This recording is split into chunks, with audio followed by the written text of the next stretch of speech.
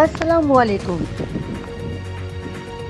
سب سے پہلے Pakistan news alert کی سی ای او فرزانہ صدیقی ایک بار پھر آپ کی خدمت میں حاضر ہے، تازہ ترین اور اہم خبروں کے ساتھ۔ اراکین پارلیمنٹ کے سال 2021 کے اثاثوں کی تفصیلات جاری۔ اراکین پارلیمنٹ کے سال 2021 کے اثاثوں کی تفصیلات جاری کر دی گئی ہیں، جس کے مطابق وزیر اعظم شہباز شریف کے ذمہ 14 کروڑ روپے واجب الادا ہیں۔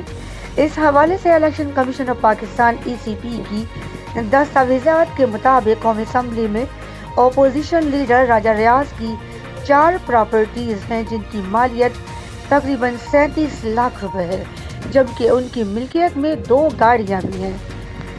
دستاویزات کے مطابق Pakistan Tehreek Insaf P T I کے رہنما عمر ایوب کے اثاثوں کی مالیت 1 ارب 19 کروڑ روپے ہے۔ اسی طرح مسلم لیگ نون کے ایاز صادق کے اثاثوں کی کل مالیت 24 کروڑ 81 لاکھ روپے ہے۔ عوامی مسلم لیگ کے سربراہ شیخ رشید احمد کی پاکستان میں 7 جائیدادیں موجود ہیں، جن کی مالیت 4 کروڑ 18 لاکھ روپے ہے، جبکہ سابق وزیر داخلہ کے بینک اکاؤنٹ میں 10 کروڑ 68 لاکھ روپے بھی موجود ہیں۔ وفاقی وزیر منصوبہ بندی احسن اقبال کے ناروال اور ریحو یار خان میں مجموعی طور پر 3 جائیدادیں ہیں۔ ان کے پاس 15 تولہ وراثتی سونا اور بینک میں 3,24,000 روپے ہیں، جبکہ ان کے پاس 2,65,000 روپے کیش بھی موجود ہے۔ اسی طرح تحریک انصاف کے رہنما فاروق حبیب کے اثاثوں کی مالیت 2 کروڑ 45 لاکھ روپے، جبکہ حماد اظہر کے اثاثوں کی کل مالیت 40 کروڑ 20 لاکھ روپے ہے۔ دفاعی بجٹ پر بحث، ترجمان پاک فوج کا رد عمل سامنے آ گیا۔ پاک فوج کے ترجمان میجر جنرل بابر افتخار نے کہا ہے کہ ہر سال جب بھی بجٹ پیش ہوتا ہے تو دفاعی بجٹ پر بحث شروع ہو جاتی ہے۔ دفاعی بجٹ تھریٹ پرسیپشن، چیلنجز، تعیناتی کی نوعیت اور وسائل کو دیکھتے ہوئے رکھا جاتا ہے۔ D G I S P R نے کہا کہ بھارت کا بڑھتا ہوا دفاعی بجٹ اپنے سامنے رکھیں۔ 2020 سے پاکستانی فوج نے اپنے بجٹ میں کوئی اضافہ نہیں کیا۔ مہنگائی کی شرح سے دیکھیں تو دفاعی بجٹ کم کیا گیا۔ مسلح افواج کا بجٹ جی ڈی پی کے شرح کے لحاظ سے مسلسل نیچے جا رہا ہے۔ ہم نے 100 ارب روپے بجٹ کم دیا ہے۔ انہوں نے کہا کہ ہم نے یوٹیلیٹی بلز کی مد میں اخراجات کو محدود کیا ہے۔ پیٹرول اور ڈیزل کی بچت کے لیے غیر ضروری نقل و حرکت بھی کم کر دی گئی ہے۔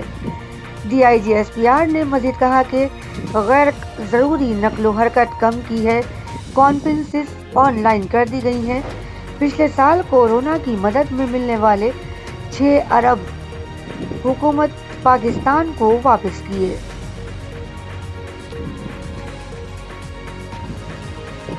فوجی فاؤنڈیشن سے سالانہ 20 لاکھ سے زائد مریض صحتیاب ہو رہے ہیں۔ انہوں نے کہا کہ بدقسمتی سے کچھ عرصے سے افواج اور عسکری قیادت کے خلاف پروپیگنڈا کیا جا رہا ہے۔ حکومت کا پیٹرول کی قیمت میں 24.3 اور ڈیزل کی قیمت میں 59.16 روپے مزید اضافے کا اعلان۔ حکومت پاکستان نے پیٹرولیم مصنوعات کی قیمتوں میں ایک بار پھر اضافہ کرتے ہوئے پیٹرول کی قیمت میں 24 روپے 3 پیسے اور ڈیزل کی قیمت میں 59 روپے 16 پیسے اضافے کا اعلان کر دیا۔ وفاقی وزیر خزانہ مفتا اسماعیل کا نیوز کانفرنس کرتے ہوئے کہنا تھا کہ رات 12 بجے سے پیٹرول کی قیمت 24 روپے 3 پیسے سے بڑھ کر 233 روپے 89 پیسے ہو جائے گی۔ ڈیزل کی قیمت کی 59 روپے 16 پیسے اضافے کے ساتھ بڑھ کر 263 روپے 31 پیسے ہو جائے گی، جبکہ مٹی کے تیل کی قیمت 29 روپے 49 پیسے سے بڑھ کر 211 روپے 43 پیسے کر دی جائے گی۔ ان کا کہنا تھا کہ 1 اور 15 تاریخ کو پیٹرول کی قیمتوں میں رد و بدل کیا جانا ہے، جب فروری میں عمران خان کی حکومت نے یہ سمجھا کہ ان کی حکومت کے آخری دن شروع ہو گئے ہیں تو انہوں نے پیٹرولیم مصنوعات کی قیمتوں کو کم کر دی۔ انہوں نے پچھلی حکومت پر نزلہ گرایا اور کہا کہ عمران خان کی حکومت سیلز ٹیکس اور پیٹرولیم لیوی بھی ختم کر گئی تھی، بلکہ اس میں نقصان شروع کر دیا جس کو پرائس ڈفرینشیل کلیم کہتے ہیں۔ انہوں نے مزید کہا کہ اس وقت عالمی منڈی میں تیل کی قیمتیں 85 یا 90 ڈالر پر موجود تھیں۔ اس کے بعد عالمی منڈی میں قیمتیں بتدریج بڑھتی گئیں۔ آج 15 جون کو عالمی منڈی میں پیٹرولیم مصنوعات کی قیمت 120 ڈالر ہے۔ انہوں نے مزید کہا کہ ہم نے 2 بار پیٹرولیم مصنوعات کی قیمتوں میں اضافہ کیا ہے، لیکن اس کے باوجود پیٹرول کی قیمت میں 24 روپے 3 پیسے کا نقصان برداشت کر رہے ہیں۔ انہوں نے کہا کہ ڈیزل میں 59 روپے 16 پیسے کا نقصان، مٹی کے تیل میں 29 روپے 49 پیسے کا ہمیں نقصان ہوگا، جبکہ لائٹ ڈیزل میں 29 روپے 16 پیسے کا نقصان ہو رہا ہے۔ وزیر خزانہ نے مزید کہا کہ مئی میں پیٹرولیم مصنوعات پر سبسڈی کی مد میں 120 روپے کا نقصان ہوا۔ یہ سویلین حکومت چلانے کا مہینے کا خرچہ 40 ارب روپے ہوتا ہے۔ میں پاکستان بھارت اور اسرائیل سے آگے۔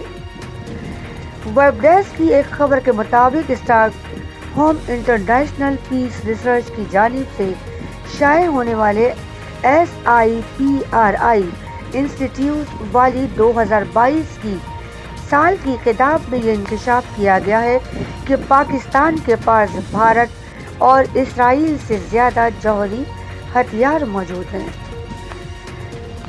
تخفیف اسلحہ اور بین الاقوامی سلامتی کی سالانہ کتاب سے پتہ چلتا ہے SIPRI کے عنوان سے پاکستان کے پاس 165 ایٹمی وار ہیڈز ہیں۔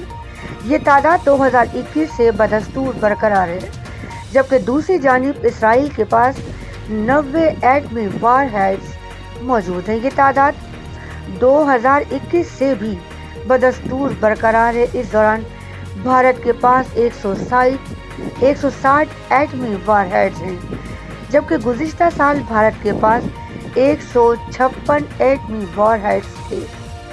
امریکہ کے پاس کل 5428، امریکہ کے پاس ذخیرے میں 3708 جوہری وار ہیڈز ہیں، جن میں سے 1964 اسٹوریج میں ہیں اور 1744 تعینات ہیں، جبکہ روس کے پاس کل 5977 ایٹمی وار ہیڈز ہیں۔ روس کے پاس ذخیرے میں 4477، جن میں سے 2889 اسٹوریج میں موجود ہیں اور 1588 تعینات ہیں۔ اسی طرح برطانیہ کے پاس کل 225 ایٹمی وارز کے علاوہ 180 جوہری وار ہیڈز ذخیرے میں ہیں، جن میں سے 60 اسٹوریج میں موجود ہیں اور 120 تعینات ہیں۔ چین کے پاس کل 350، جبکہ شمالی کوریا کے پاس 20 کے قریب وار ہیڈز موجود ہیں۔ اور اب شامل کرتے ہیں کرائم کی خبر۔ عامر لیاقت کی اچانک پراسرار موت، جائیداد کے تنازع پر قتل کا شبہ۔ پوسٹ مارٹم کے لیے درخواست دائر SSP ایسٹ اور SHO بریگیڈ کو فریق بنا دیا گیا۔ کراچی کے رکن قومی اسمبلی ڈاکٹر عامر لیاقت کے پوسٹ مارٹم کے لیے درخواست دائر کر دی گئی، جس میں جائیداد کے تنازع پر عامر لیاقت کے قتل کا شبہ ظاہر کیا گیا ہے۔ تفصیلات کے مطابق سٹی کورٹ میں ڈاکٹر عامر لیاقت کے پوسٹ مارٹم کے لیے درخواست دائر کر دی گئی ہے۔ درخواست میں SSP ایسٹ اور SHO بریگیڈ کو فریق بنایا گیا ہے۔ درخواست گزار عبدالاحد نے عدالت میں بتایا کہ عامر لیاقت کی اچانک پراسرار موت ہوئی ہے، ان کے مداحوں میں شک و شبہات موجود ہیں۔ جبکہ درخواست گزار کا کہنا ہے کہ شبہ ہے کہ عامر لیاقت کو جائیداد کے تنازع پر قتل کیا گیا ہے۔ اس رائے ہے کہ پوسٹ مارٹم کے لیے خصوصی بورڈ تشکیل دیا جائے۔ بیرسٹر اسلان راجہ نے کہا کہ عامر لیاقت معروف ٹی وی ہوسٹ اور ایک سمجھے ہوئے سیاستدان تھے۔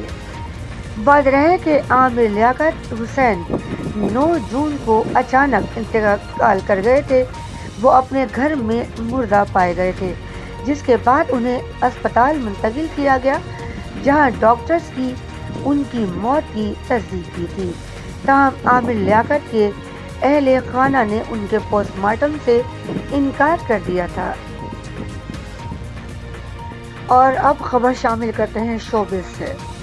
حمزہ علی عباسی کے متنازع فیس بک پوسٹ کے بعد سوشل میڈیا صارفین کی طرف سے تنقید کا سامنا۔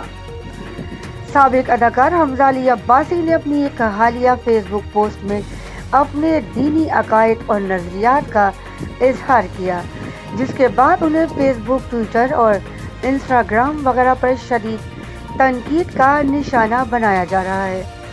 پوسٹ ڈالنے کے چند گھنٹوں کے اندر ہی ٹویٹر پر حمزہ عباسی کے خلاف ایک ٹرینڈ شروع ہو گیا جسے انہیں شرم کرنے کا کہا گیا۔ حمزہ علی عباسی نے اپنے فیس بک پوسٹ میں بہت سے موضوعات کو چھیڑا۔ ان میں سے اکثر سے سوشل میڈیا صارفین مطمئن نہیں ہیں اور انہیں اس پر اسلام کو توڑ مروڑ کر پیش کرنے کا الزام عائد کر رہے ہیں۔ مثلاً حمزہ کے مطابق وہ حضرت عیسیٰ علیہ السلام کے نزول اور امام مہدی کے ظہور پر یقین نہیں رکھتے۔ اور اب بات کرتے ہیں ٹیکنالوجی سے متعلق۔ چین کی ریڈیو ٹیلی اسکوپ نے خلائی مخلوق کے مشتبہ سگنلز پکڑ لیے۔ چین کے سائنسدانوں نے بتایا کہ ان کی ٹیلی اسکوپ نے ممکنہ طور پر کسی خلائی مخلوق کے سگنل دریافت کیے ہیں۔